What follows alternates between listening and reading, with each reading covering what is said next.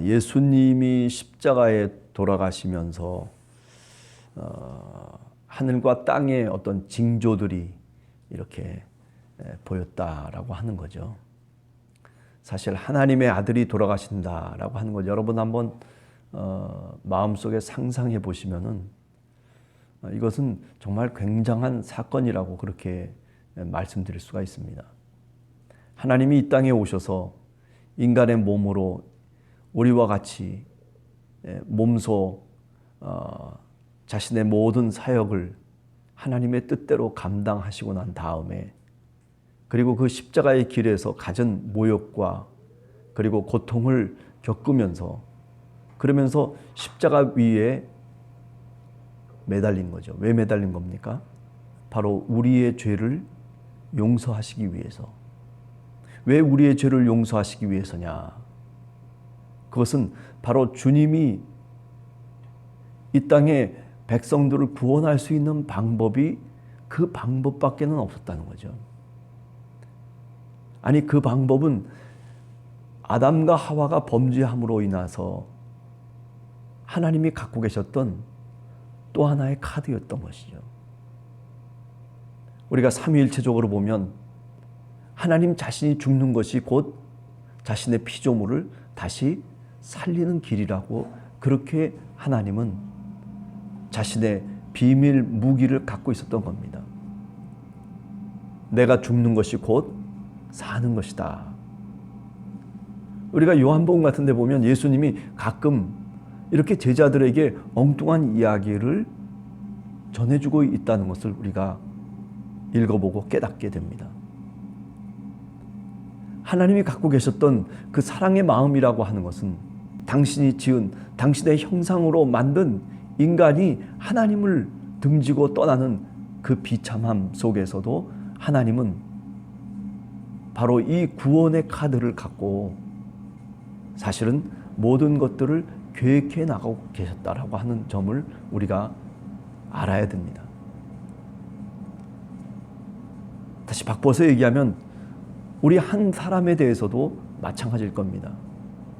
예수 그리스도를 믿는 한 인간에 대해서 하나님은 이런 계획을 늘 갖고 계시다라고 하는 거죠.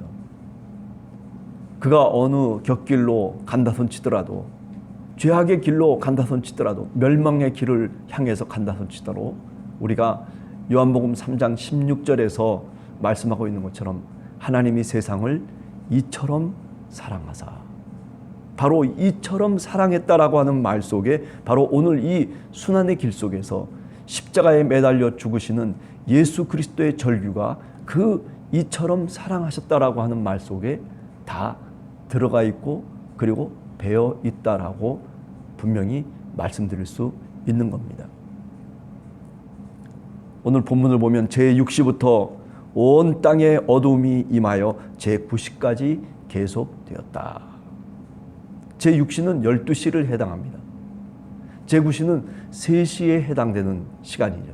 3시간 동안 아주 정오부터 시작해서 햇빛이 내리쬐고 낮이 환하게 밝았던 그때 하나님이 하늘로부터 징조를 보이시는 겁니다. 어떤 징조예요? 어둠이 임하기 시작하는 거예요. 우리가 가끔 영화 같은 데 보면 이런 장면들이 연출되고 있는 것을 우리가 봅니다. 많은 그 이스라엘 백성들이 그 예루살렘 성에 있었던 수많은 백성들이 깜짝 놀라기 시작하는 겁니다. 예수 그리스도가 엘리 엘리 라마 사박다니 그렇게 소리치는 그 모습을 보면서 그리고 저 하늘 위에서부터 어둠이 깔리기 시작하는 거죠. 어디에 깔리는 겁니까? 하늘과 땅에 어둠이 깔리는 거죠. 하나님의 또 다른 음성이라고 우리가 생각해 볼 수 있습니다. 하나님의 비통하심, 인간의 죄악을 하나님께서 살리시기 위해서 그래서 하나님이 흘리는 어쩌면 눈물일 수도 있는 거죠. 그저 단순하게 해가 가리고 그리고 일식이 일어났다 이런 식의 표현 얼마든지 얘기할 수 있겠지만은 그러나 그것은 보다 더 은유적인 의미를 담고 있다라고 생각되는 거죠. 아버지이신 하나님께서 그 아픈 마음을 이 어둠이라고 하는 것을 통해서 하늘이 표현해주고 있고 땅에 깔려있다라고 하는 것을 우리가 다시금 생각하게 됩니다. 오후 3시쯤 돼서 예수님께서 그 캄캄한 밤중 속에서 예수님이 엘리 엘리 라마 사박다니 그렇게 외치십니다. 나의 하나님, 나의 하나님 어찌하여 나를 버리시나이까. 어쩌면 포기하고 싶었을 거예요.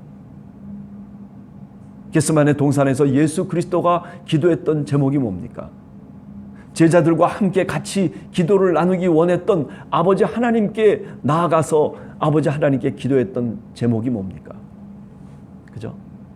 하나님, 이 잔을, 이 쓴 잔을 내가 피할 수 있으면 피하게 해주시옵소서. 하나님의 아들이심에도 불구하고 그는 인성을 가신 우리와 똑같은 인간이셨습니다. 그 십자가 위에서 죽는다는 것이 얼마나 처참한 그리고 얼마나 비참한 아픔의 십자가인지를 분명히 주님께서는 알고 계셨던 것이죠. 그래서 피하고 싶었던 겁니다. 다른 길은 혹시 없을까? 이 죄악 속에서 인간을 구원할 수 있는 다른 길이 혹시 아버지 있습니까? 묻는 거죠. 그리고 난 다음에 겟세마네 동산에서 주님께서 뭐라고 말씀하십니까? 그러나 내 뜻대로 마옵시고 아버지의 뜻대로 하시옵소서. 아버지의 뜻을 구했습니다. 오늘 여기 엘리 엘리 라마 사박다니 아버지여 아버지여 어찌 나를 버리시나이까 라고 하는 이 마지막 외침은 사실은 겟세마네 동산에서 아버지의 뜻대로 하시옵소서라고 하는 그 말과 의미적인 면에서는 같은 말이다. 같은 기도라고 그렇게 오늘 또 말씀드리게 됩니다. 어찌하여 나를 버리시나이까? 하나님이 이처럼 아버지 하나님께서 사랑하십니까? 그것이 하나님의 뜻입니까? 그것이 하나님이 원하시는 길이라면 주여 내가 이 십자가에서 죽겠다라고 하는 그런 사랑의 외침이기도 한 것입니다. 오늘 우리는 신앙인으로서 예수 그리스도를 믿는 믿음의 백성으로 오늘 또 하루를 살아갑니다. 그래요. 사순절 기간 동안 우리가 쭉 마태복음의 이야기를 읽어오면서 십자가의 길에서 우리가 주님을 만나고 그리고 우리가 주님의 그 눈동자를 바라보며 그분의 입술을 바라보며 그분의 말하시는 그 음성을 귀에 담으면서 사실은 십자가의 길에서 우리가 주님을 오늘 또 따라가고 있습니다. 여러분은 이 주님의 음성을 들으면서 과연 내 마음 속에 어떤 마음이 생기는지, 아니 하나님의 성령께서 우리의 마음 속에 어떤 결심을 주는지, 주님 저도 하나님의 뜻대로 살게 하여 주시옵소서. 하나님처럼 되겠다고 그렇게 교만한 마음으로 그리고 하나님을 향해서 고개를 쳐드는 그런 인간의 모습이 아니라, 그죠? 예수 그리스도 우리의 주님의 모습처럼 이렇게 주님의 뜻에 순종하며 주님의 뜻이 어떤 길인지를 알면서도 그러면서도 자신을 주님 앞에 복종시키는 이 주님의 거룩하고 숭고한 마음, 이 뜻을 오늘 또 우리가 이 새벽에 다시 한번 주님 앞에 기도하는 것이죠. 주님, 저도 주님의 뜻대로 살고 싶습니다. 주님, 성령의 충만을 주시옵소서. 내 육신의 힘을 갖고서는 부족하오니 주여 내가 이 세상 살아가면서 주님 붙잡고 주님 십자가 바라보며 하나님의 뜻을 구하며 살아갈 수 있는 그런 신앙이 되게 해달라고 오늘 또 우리가 기도해야 되는 것이죠. 자, 두 번째 생각을 합니다. 두 번째는 51절 이하에 나오는 말씀입니다. 많은 사람들이 이제 저가 엘리야를 부르나 보자 하고 딴청을 이야기합니다. 뭐 포도주를 적셔서 신포도주를 갈대 위에 껴가지고 그래가지고 마시게 하려고 합니다. 그러나 주님은 그것을 거부합니다. 인간의 모든 행동을 거부하고 있는 예수님의 십자가 위에서의 모습입니다. 하나님과 나와의 관계입니다. 그리고 주님께서 큰 소리를 지르시고 영혼이 떠나가셨다. 그렇게 말씀합니다. 이제 영혼이 떠나가신 겁니다. 자, 이제 땅의 징조가 보이기 시작합니다. 어떤 땅의 징조입니까? 성소의 휘장이 위로부터 아래까지 찢어져 내립니다. 1년에 한 번 그 지성소에 들어가서 피를 뿌렸던 하나님이 임재하시고 계시는 바로 그 장소의 휘장이 위에서부터 아래로 찢어져 내린 겁니다. 어떤 의미를 갖고 있습니까? 그저 단순하게 그렇구나, 어쩌다 보니까 저 지성소에 있는 휘장이 찢어졌다라고 하는 그런 우연한 이야기가 아니라 이것은 하나님의 뜻을 품고 있는 은유적인 표현입니다. 하나님과 우리 사이에 담이 있었다는 거죠. 죄악의 담이죠. 그 휘장은 우리들의 죄악이었습니다. 예수님의 죽으심을 통해서, 십자가의 죽으심을 통해서 그 막혔던 장벽이 허물어졌다라고 사도 바울은 에베소서에서 분명하게 말씀합니다. 오늘 이 장면이 바로 그겁니다. 이스라엘 백성들은 거룩한 곳이라고 얘기할지 모르지만 그러나 그곳은 죄악의 담으로 가려져 있었던 곳이에요. 아담으로부터 시작해서 예수 그리스도의 시대까지, 아니 오늘의 시대까지 마찬가지일 겁니다. 하나님과 우리 사이에 이 막혀있던 이 담, 죄악의 담을 허물 수 있는 유일한 길은 바로 예수 그리스도의 십자가의 죽으심밖에는 없는 겁니다. 그래요. 세상에는 많은 종교들이 있어요. 윤리적으로, 도덕적으로, 그리고 양심적으로 이렇게 살아야지 선한 사람이고 그래야 축복받는다라고 그렇게 말하는 것, 그것은 우리가 얼마든지 이야기할 수 있습니다. 그러나 어느 종교도 이렇게 바로 하나님 자신이 이 땅에 오셔서 십자가에 달려 돌아가시고 그리고 죄악의 담을 무너뜨리시고 하나님과 인간 사이에 다시 구원의 길을 여셨다라고 하는 이 진리의 말씀은 없는 겁니다. 그러나 오늘 이 51절, 52절을 읽어가면서 하나님의 진리를 우리가 다시금 깨닫게 됩니다. 성소의 휘장이 위에서부터 아래로 찢어져 내려 둘이 되어져 버리고 말았다. 자, 그 다음에 어떤 일이 있습니까? 땅이 진동합니다. 그리고 바위가 터졌다라고 이야기합니다. 예수 그리스도가 십자가에 죽는 그 장면이 처참한 장면임에도 불구하고 그런데도 이 장면 속에 이런 하늘의 징조와 땅의 징조가 나타나기 시작하는 것. 왜 그렇습니까? 이것은 바로 구약 성경을 통해서 보면, 아니 구약의 묵시 예언자들을 통해서 보면 바로 세상의 종말이 시작됐다라는 표현입니다. 오늘도 우리가 살아가는 시대 속에서 사실은 이 종말의 시대 속에 살아가고 있는 겁니다. 예수 그리스도가 죽으시는 그 장면 속에서, 그 시간 속에서, 그 사건 속에서 이제 하나님의 종말이 시작되고 있는 겁니다. 이제 2000년이 흘렀기 때문에 뭐 종말이라고 하는 게 뭐 언제쯤 올 겁니까? 그렇게 우리가 얘기하려는지 모르지만은 그러나 개인의 종말은 늘 우리 옆에 와 있는 겁니다.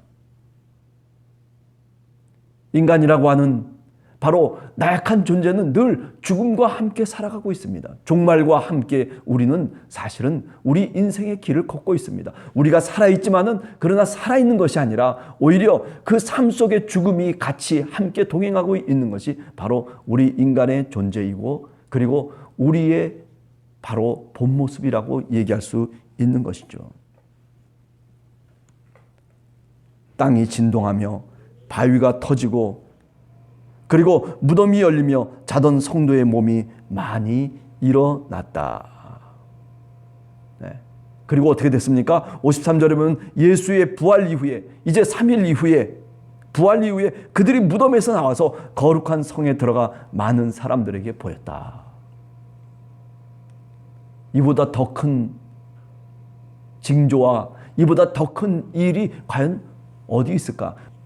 자던 성도들이, 죽었던 성도들이 무덤이 열려지는 그런 엄청난 일들이 일어나고 있는 거예요. 십자가에 달려 돌아가시는 예수 그리스도의 그 사건 속에서 같이 함께 하나님의 음성이 이렇게 들려오고 있는 겁니다. 이제는 종말이다. 부활의 문이 열렸으니 이제 모든 하나님의 백성들은 이제 예수 그리스도를 믿고 그리고 그 구원의 길로 나아갈 것을 오늘 이 사건을 통해서 우리들에게 사실은 보이지 않는 말씀을 하고 있는 겁니다. 들리지 않는 말씀을 눈으로 볼 수 있게끔 오늘 우리들에게 말씀하고 있는 겁니다. 이제 54절에서 또 이 땅에 있었던 많은 사람들 가운데 몇몇 사람이 예수 그리스도를 고백하고 있습니다. 백부장과 및 함께 예수를 지키던 자들이 지진과 그리고 이렇게 일어나는 일들을 보고 심히 두려워하여 이르되 이는 진실로 하나님의 아들이었도다. 하나님이 우리들에게 나타내시는 그 징조 속에서 하나님의 뜻을 깨닫게 됩니다. 아니, 예수 그리스도를 바르게 고백할 수밖에 없습니다. 오늘 이방인이었던 백부장과 그리고 예수를 지키던 로마 병정들이 다 어떻습니까? 바로 이 사람이 진실로 하나님의 아들이었도다라고 고백하고 있습니다.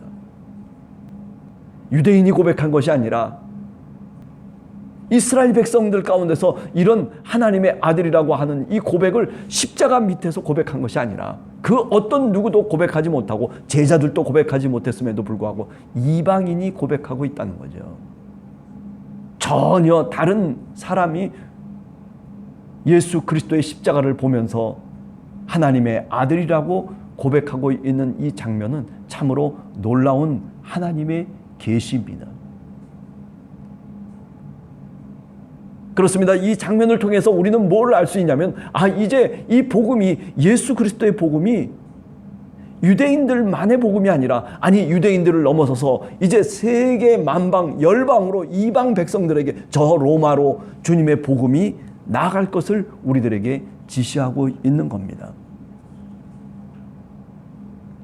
여러분, 오늘 이 새벽에 우리들도 이런 고백을 하기를 원합니다. 예수 그리스도 그분은 하나님의 아들이셨습니다. 사도 바울은 다메섹 도상에서 부활하신 그리스도를 만나고 그리고 그 빛의 광채를 통해서 그는 다시 깨닫게 됩니다. 그에게 눈의 껍질이 벗겨지면서 그러면서 다시 그 영혼의 눈이 열리기 시작하는 거죠. 하나님의 아들이시라고 고백하기 시작합니다. 여러분, 오늘 우리들도 예수 그리스도를 하나님의 아들이라고 고백하는 것은 이것은 참으로 굉장한 사건인 것입니다. 하나님이 세상을 이처럼 사랑하사 독생자를 주셨으니 이는 저를 믿는 자마다 멸망치 않고 영생을 얻게 하려 함이라. 그렇게 말씀하셨던 주님, 니고데모에게, 의심 많은 니고데모에게, 밤중에 찾아왔던 그 니고데모에게 말씀하셨던 이 말씀을 오늘 또 우리가 기억하면서 하루를 힘있게 용기 있게 살아갈 수 있는 여러분들이 되시기를 원합니다. 코로나 기간 동안 힘들어하는 우리 성도들, 주님께서 은혜를 주시고 주님께서 새롭게 주님을 고백하며 주님 앞에 나아가는 귀한 사건들이, 구원의 놀라운 일들이 우리들 속에 있게 되기를 간절히 주님의 이름으로 축원합니다. 같이 기도하겠습니다.